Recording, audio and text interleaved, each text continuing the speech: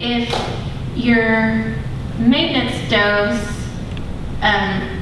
is, whatever it is, and then you're adding opiates on top of that, that means what that mom is requiring to not go through withdrawal is significantly higher than we think it is. And so that means that she is probably still going through that cycle of intoxication and withdrawal, and that's one of the riskiest things for the pregnancy, because we know women who are withdrawing repeatedly during pregnancy are at higher risk for having babies that don't grow well in utero. Babies who aren't growing well in utero are at higher risk for stillbirth and other complications. Severe withdrawal can potentially be associated with miscarriage early on, so that's kind of the issue there. The other question, what was your other question? Since detox is contraindicated. Yes. Okay. So the reason detox is contraindicated in pregnancy is because it is really difficult to detox someone completely without them having withdrawal symptoms. When they have withdrawal symptoms, and it's a full body physiological problem. So you're tachycardic, you're hypertensive, you have all over body aches because muscles are contracting. The uterus is a muscle, so the uterus can contract. So you can actually even potentially cause labor to start if you're with severe withdrawal. So that's one of the reasons we don't detox during pregnancy, is because of those risks that happen during the withdrawal detox process potentially. Although there are some probably safer ways that can be done. Once baby's born, baby's not in the uterus, baby's not dependent on the maternal system, and we give the babies either small drops of oral methadone or morphine. They give them that so that they're not having withdrawal symptoms and not overly sedated, and then they slowly taper them with the goal that they're not having symptomatic withdrawal during that process. Okay. There is one program in the state of Tennessee in Knoxville that is currently running a study and withdrawing women to abstinence as part of that study. It's part of the UT College of Medicine in Knoxville, and a treatment provider, an addiction treatment provider. My understanding is that study is due to be released in October. I have not seen the results, but it's a very small number of women, as I understand it, who've been able to go through that program.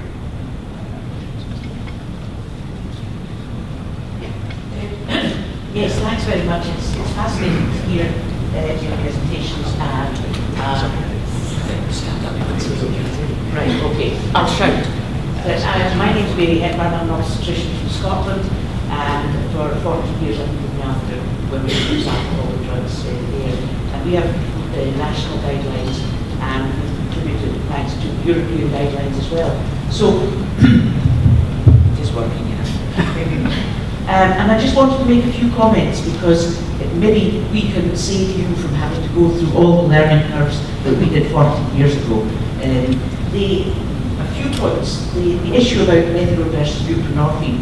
In the 1980s in Scotland, the drug of choice for people who used opiates was buprenorphine, because the heroin reach in Scotland was less than 5% pure. So for many years we had the world's largest series of women using buprenorphine in pregnancy. And I would agree with Andre's comment that actually what we now have are two drugs which are both good. There is really nothing to pick and choose, swings and roundabouts, and I think we should rejoice that we now have a choice. The next thing about this is the detoxing during pregnancy. And back in the 80s we read the literature that said unsafe to detox in pregnancy. But at that time I was not allowed to prescribe methadone, so we have only detox was the only thing we could offer. And actually we showed that medically it is safe. And in fact, the detox that the mother goes through protects the baby, and it's physiologically protected when it's in utero, and it actually comes to less harm than detoxing it after it's delivered. So it's perfectly okay to detox it. But the risk is a social one, and as you said correctly, the risk of relapse is so high that in fact having done for a year or two until I was allowed to prescribe methadone, we could only offer detox. We then completely switched and said, but we don't think we should detox because of the risk of relapse. So we would tend to maintain women throughout their pregnancy on whatever dose they need. So they could increase it if life got bad, decrease it if things got better. It's the sharp changes daily that the fetus doesn't like. It'll tolerate a one-off total detox or a slow detox or anything you like, as long as you don't up and down it on a daily basis. But we alter the dose according to what women need, the same with the buprenorphine.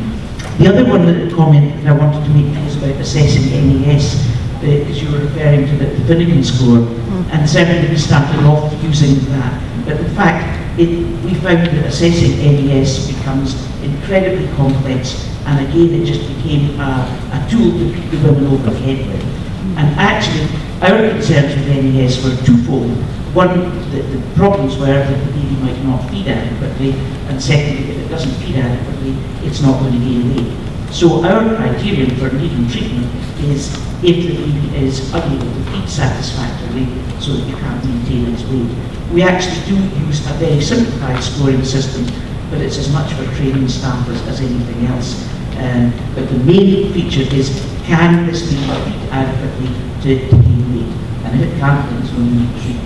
So we don't do urine screening of anything because we actually don't mind which drugs are in their system, because the point is, can the baby feed adequately to gain weight? And I think Ron would probably want to add some comments.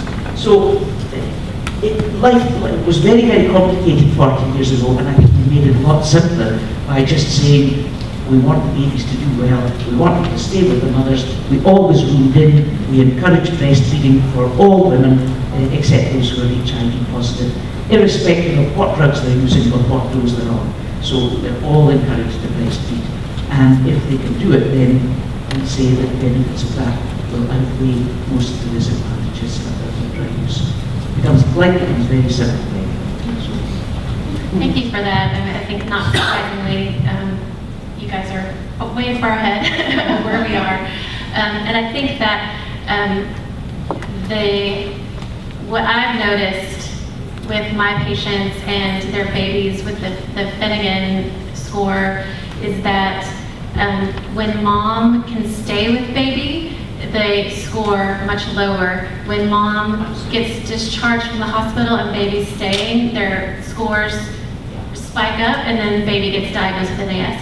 Secondly, I've noticed that who's scoring makes a difference. So that training for that is so important, because the same baby could have an NAS diagnosis versus not, depending on who's scoring. We've always kept the mothers and babies together, so we were never able to. We've always kept the mothers and babies together, so we were never actually able to study that. But Ron was less fortunate in Vancouver, so the corollary to that is that they were able then to do a study on the differences of having the babies with the mothers or not. We just thought it made sense and it's humane, and where else would you want the baby to be? So we never had to make that. But yeah, I think Mary's covered it. I just wanted to add about the Finnegan score. I think it's really important for the room to hear that the Finnegan score, in my mind, and we have the evidence to show it, should not be used anymore. It's too subjectively based. I don't know if anybody knows the Finnegan score, but essentially some of the criteria are if the baby sneezes, if the baby yawns. This is all normal baby behavior. When I tell our women, we room in the baby with the mother immediately after birth, whether she's high, whether she's been using up until birth or not. We don't room the baby in with the mother if the mother's just medically incapable of looking after the baby. The baby's still on the ward with the mother. She can come and visit. She can come and hold the baby in the nursery. The nurses support her. It's something. When I started doing this, I thought to myself, how are we going to objectively measure these babies for what problems? Like Mary said, weight gain, the ability to gain or not gain weight, is really an indication of whether the baby's thriving or not. And that's what we use as a bottom line. Most babies, all babies, normally lose 10%, up to 10% of their weight after the newborn period, we allow our babies to lose 10%. After that, we look for whether there's a medical reason why the baby's not gaining weight. So what I tell mothers is after the baby is born, and it takes 5 minutes to tell them this, are you worried about your baby withdrawing? And they all say yes. And then I say, your baby is going to lose weight initially. That's not withdrawal. When you change the baby's diaper and it shakes its leg, that's not withdrawal. That's normal behavior. Anybody who's had a baby will tell you that's what their babies did when you changed the diaper.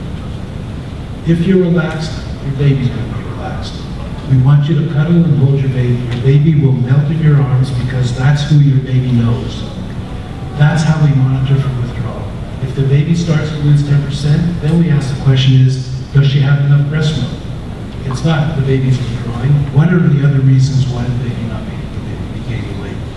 And then we add formula if the baby isn't gaining weight, and we tend to see that the babies will start to gain weight. So it's really demystifying the process, taking away the subjective and preservative bias, and I can tell you that's huge. When the healthcare professionals see a drug-using mother, they see a drug-withdrawing baby. And that's what we have to remove. I just want to add one thing about cost. There's a very interesting study that came out of Dartmouth last 6 months ago at the American Association of Medical Colleges, where Dr. Whalen and her group started to family-center their mothers and babies in the NICU. And for the bean counters in the room, what they found was that less babies were needed treatment for withdrawal. They were in the hospital for less time, and they had a decreased cost of the system. So for the bean counters, it's better. For the healthcare providers, it's better. You get better outcomes to room in, and it's cheaper.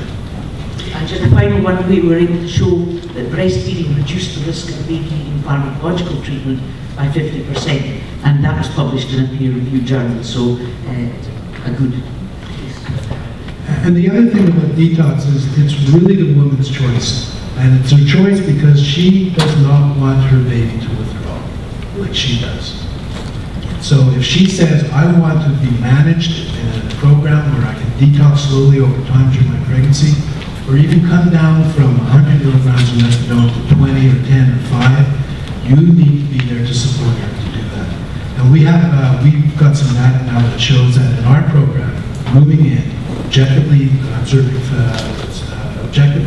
monitoring the babies, under 100 milligrams of methadone in delivery, most of our babies do not need treatment for withdrawal.